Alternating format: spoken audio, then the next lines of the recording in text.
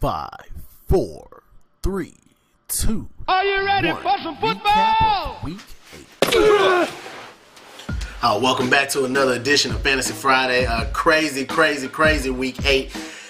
Crazy pandemonium. What I'm going to do, I'm just going to recap Week 8. We'll just run through the game. I'll give you my picks, who I thought was going to win, who actually won, and give you my overall record from Week 7 and Week 8 combined, and that'll be it. So we'll start with Miami at Cincinnati. I actually had Miami losing this game 28-35 with Cincinnati at home. However, Miami did ultimately end up winning this game 22-14. Jacksonville at Dallas. You know, after that loss against the Giants, Romo being out, I really thought, okay, Dallas rather, would get it turned around. Wasn't the case. My prediction, Dallas wins at home 24-13. You know, get the ball rolling, get ready to start going. They lost again. And I guess it comes as no surprise. Shouldn't come surprise to me. I'm a Texan fan. But Jacksonville wins on the road 35-17. Washington at Detroit. Now, I know it perplexed everybody. It definitely perplexed me. The benching of Donovan McNabb in the 4 minutes into the fourth quarter, you know, because he doesn't have a handle on the 2-minute drill. Now it's his cardiovascular regimen or whatever, you know, like his cardiovascular endurance, you know, and I don't buy that. You know, I think after this season, McNabb is gone, you know, and tough. I mean, I don't know. They'll probably get somebody in the draft. I'm guessing they're thinking they're going to lose a lot of their second half games of this season. So who knows? But I did have Washington winning at Detroit 27-10. That wasn't the case again with the benching of McNabb, bringing in Rex Grossman. Washington loses on the road at Detroit 25-37. My prediction was Washington would win 27-10. Buffalo at Kansas City. I really thought Kansas City was going to win this game. They did win. I had Kansas City winning by a score of 38-21. My prediction was correct, however, the score was wrong. They did go into overtime with Buffalo. Buffalo's a tough team to play this year, by the way, even though they're 0-7. Kansas City did win that game 13-10 in overtime. Carolina at St. Louis. Carolina coming off that win last week. St. Louis, I just really feel like St. Louis is just going to keep the ball rolling, playing behind Bradford. Even though they don't really have those core receivers, they still have Steven Jackson in the backfield. St. Louis, I predicted them to win 24-17. They did win by a score of 20-10. So I was close on that one, pretty close. Green Bay at the Jets. You know, I just really thought Aaron Rodgers has been having a tough time. You know, just offensively he's been throwing a lot of picks. Really hasn't been on target as much lately, at least over the past 3 games. I think with the Jets coming off that bye, you know, the Sanchez playing just a lot better, they would continue rolling. Wasn't the case. Green Bay pitches the first shutout of the year, 9-0.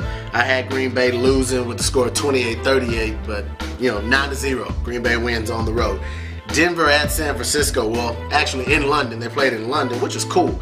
By the way, the 2012 Olympics are in London. I'd like to go. But they did play in London. And I had Denver winning this game 24-20.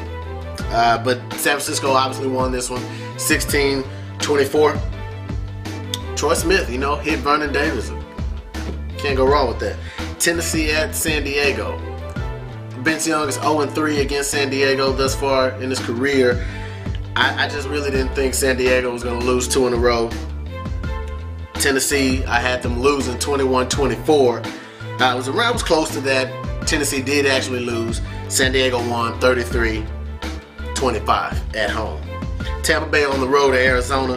I had Tampa Bay winning this game. I just think they're a pretty tough team right now. You know, a young startup team. I really think they just have a lot of momentum going. I had them beating Arizona 24-14 on the road. They did win by a score of 38-35.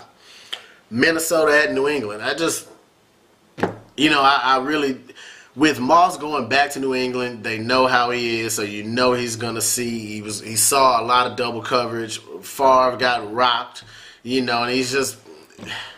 Minnesota's they're 2-6 right now. I mean, what are they supposed to do? You know, and so I had New England winning this game by a score of 24-20. New England now 24 consecutive home road wins. They did win by a score of 28-18. Seattle at Oakland.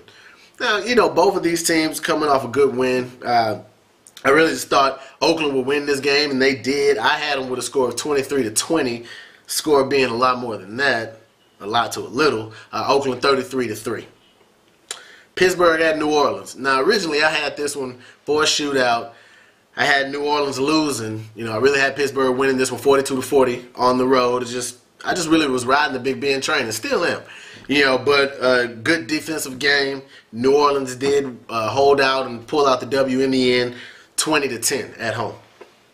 Monday night game, Houston at Indianapolis.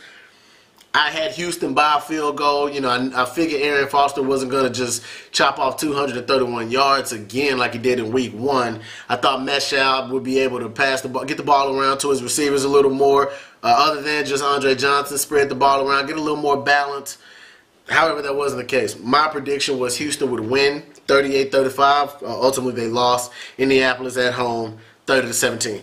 So from week 7 to week 8, my picks, I'm currently 14-12. You know, as far as a fantasy, this past week I did go 2-1 in 3 leagues that I am in. I will be bringing some quarterback, running back, wide receiver, tight ends, and defense to sit and start with a lot of teams coming up on a bye. This is Roderick. I hope you're having a good week.